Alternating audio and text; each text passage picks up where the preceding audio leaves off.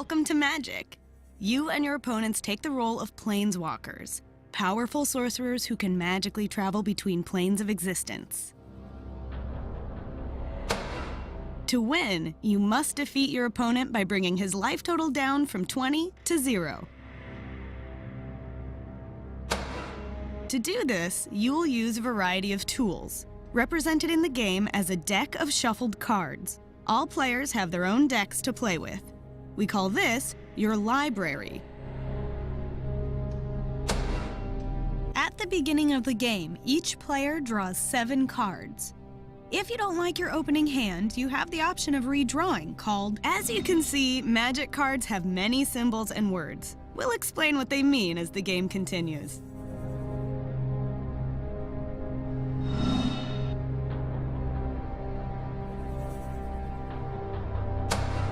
For the first quest, you're playing a green deck. Green's specialty is large, powerful creatures. Your opponent is Crimson Mage. To cast spells or summon creatures, you're gonna need some resources.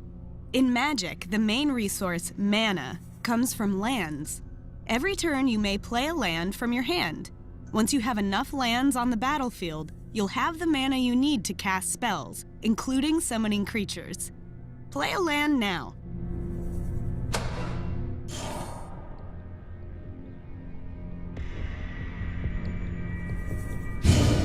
Since you don't have enough mana to cast any spells yet, we'll pass the turn to Crimson Mage.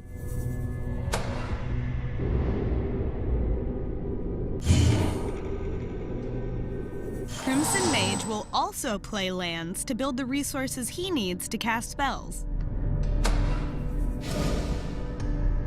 Now, he will cast a spell.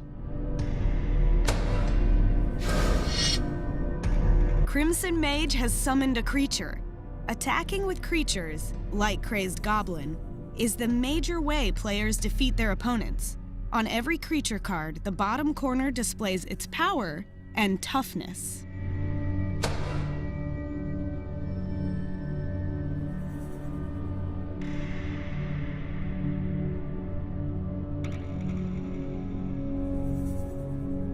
Power is the amount of damage a creature deals in combat. Toughness is the amount of damage needed to destroy this creature. Every spell has a mana cost. To summon Crazed Goblin, it costs Crimson Mage a single red mana. It's represented by this symbol.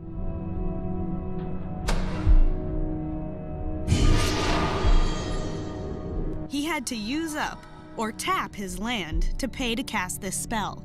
Tapped cards are turned sideways. Mana costs can be more complex than Crazed Goblins. Summoning this creature will cost 4 mana, and 2 of the mana must be green. When a player gains control of a creature, it can't attack or do anything that requires tapping. This is called summoning sickness. These creatures will have a dizzy look to them. But we can expect the Crazed Goblin to attack on Crimson Mage's next turn.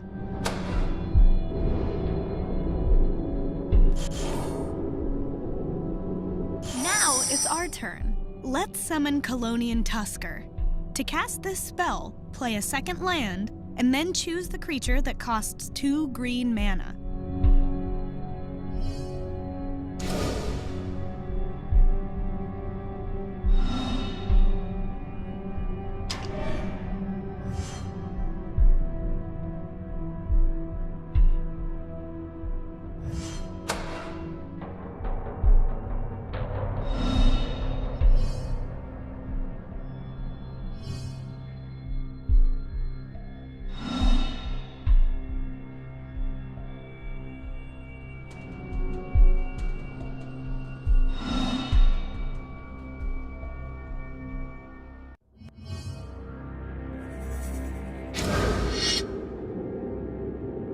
This creature's power and toughness are 3/3, more than a match for that Crazed Goblin. Let's pass the turn.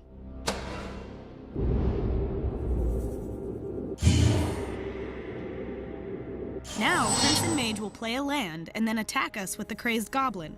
The Crazed Goblin has to attack because its rules say it must.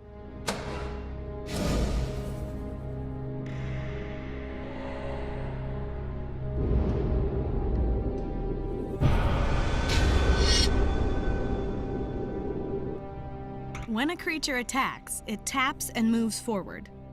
Now you have a chance to...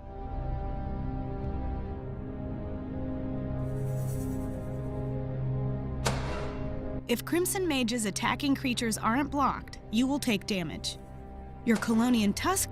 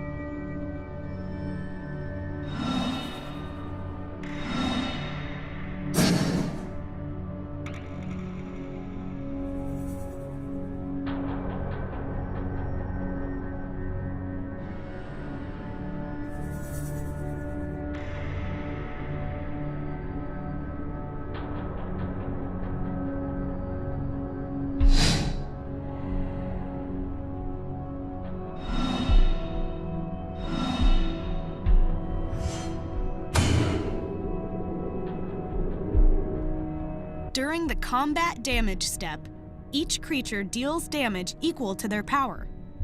This time, these creatures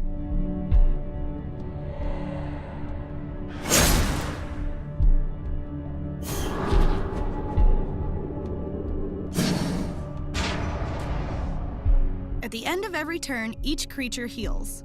Any damage dealt to them is removed. You don't have to keep track of damage from turn to turn.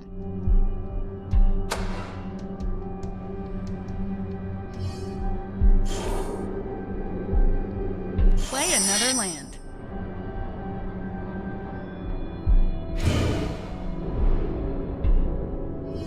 Now it's our chance to attack Crimson Mage.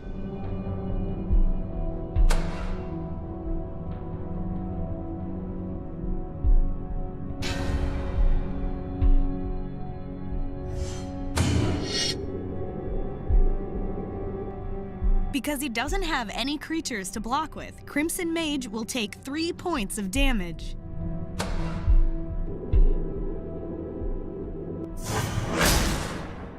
You don't have any spells that you can cast for now, so let's pass the turn.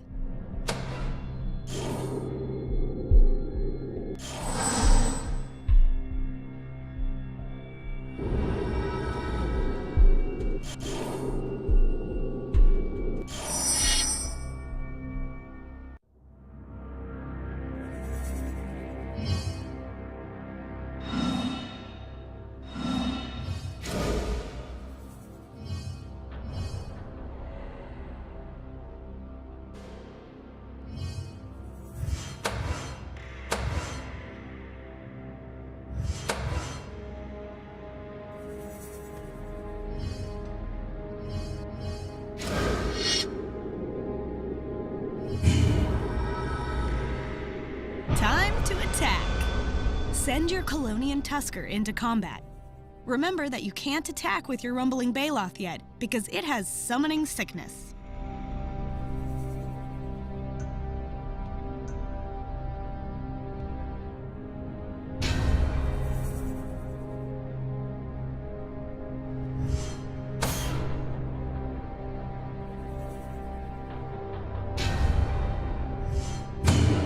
It's important to know that, in Magic, you can only decide that your creatures are attacking an opponent. You don't... Unless the card says otherwise, blocked creatures deal all damage to the creatures that blocked them. No damage is dealt to the defending player. Blocking with small creatures to not take any damage is sometimes a good strategy.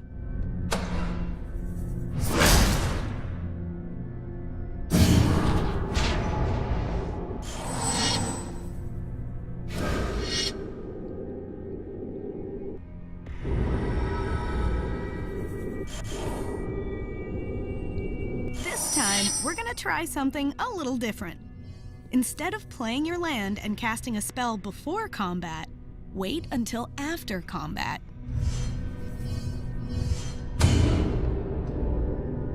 Now, attack with both of your creatures.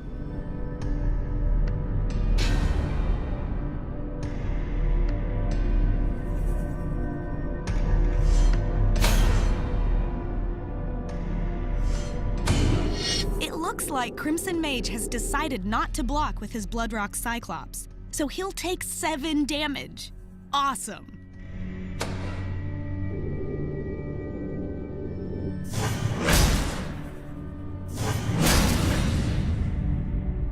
During the main phase after combat, go ahead and play your land.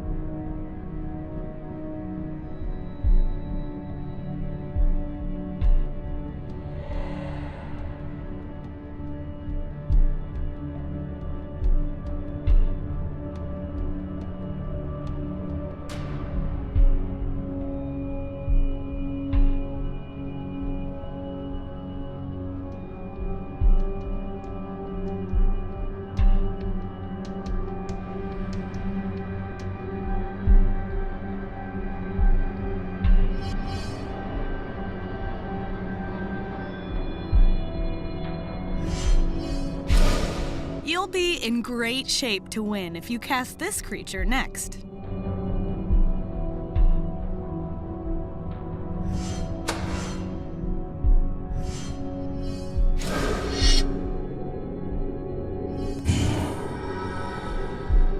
Crimson Mage will play a land and attack. Things are looking good.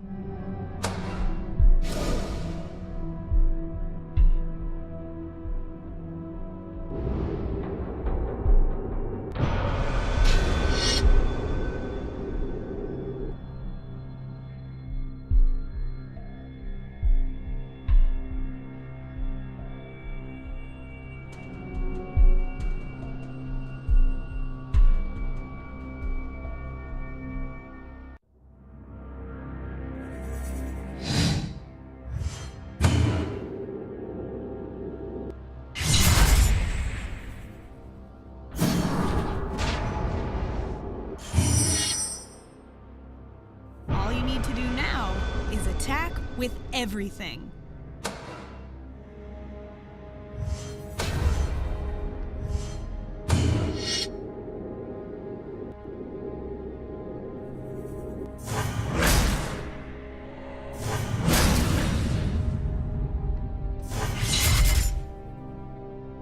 In Quest 2, we'll spice up the battle with other kinds of spells.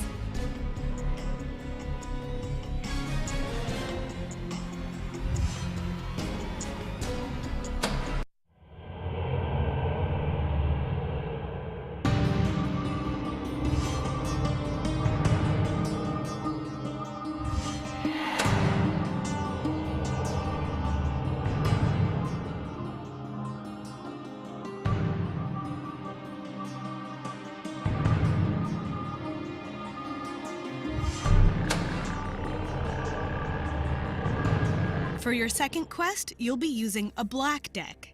Black's specialty is removing your opponent's creatures. Your opponent is... We arrived to this game already in progress. As you can see, a lot of dueling has gone on so far. But with no creatures on the battlefield, it'll take a miracle to survive the next few turns. It's as...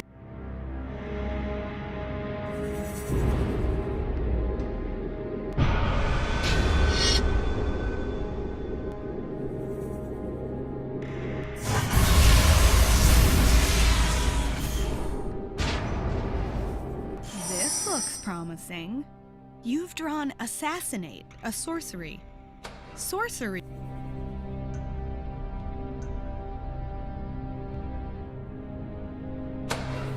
Assassinate is a card that can destroy a creature of your choice, as long as it's tapped. Since you're at 2 life, you'd better use it on Azure Mage's creature before it kills you.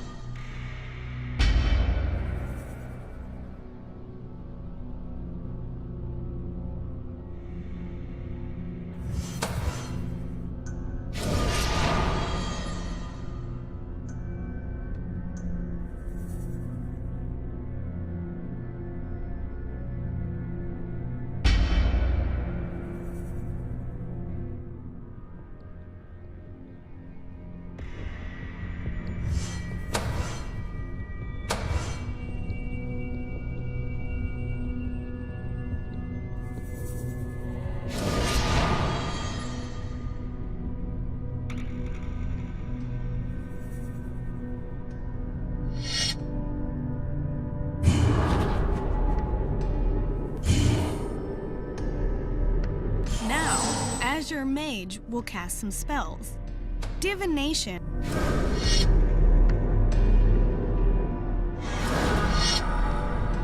Now your opponent has a creature that has a special ability. Zoom in on the card to find out what makes Wind Drake difficult to block.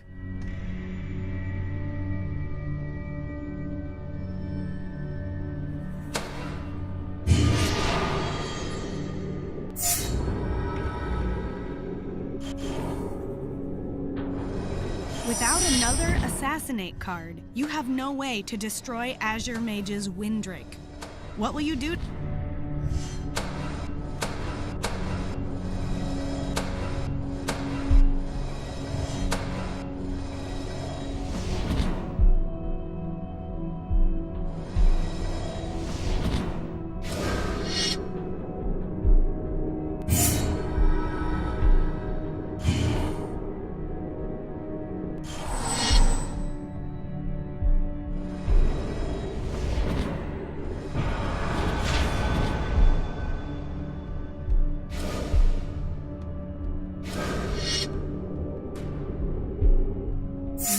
you're in serious trouble.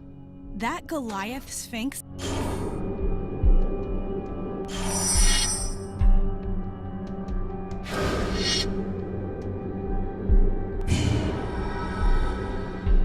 Here's an interesting decision. Do you attack with your Vampire Nighthawk? If you